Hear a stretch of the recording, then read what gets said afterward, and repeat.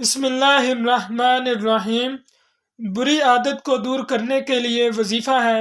دوستو، یہ وظیفہ کرنے سے پہلے آپ نے نیت کرنی ہے کہ میں نے اللہ کی رضا کے لیے یہ وظیفہ کرنا ہے، اور دوسرے نمبر پر کہ اللہ پاک اس وظیفے کی بدولت سے اور اپنی رحمت سے مجھے ان بری عادات سے، ان بری خصلتوں سے نجات عطا فرمائے اور میرے اندر اچھی خصلتیں پیدا ہو جائیں۔ تو اس کے لیے یہ وظیفہ آج نے لازمی کرنا ہے۔ انشاءاللہ اللہ کے فضل سے فائدہ ہوگا۔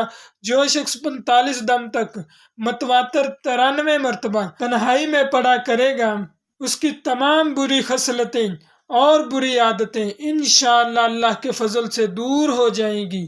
الحمید، خوبیوں والا۔ دوستو، ویڈیو اچھی لگی ہو لائک کیجئے گا، سبسکرائب کیجئے گا اور اپنے دوستوں کو بھی ثواب کی نیت سے لازمی شیئر کیجئے گا۔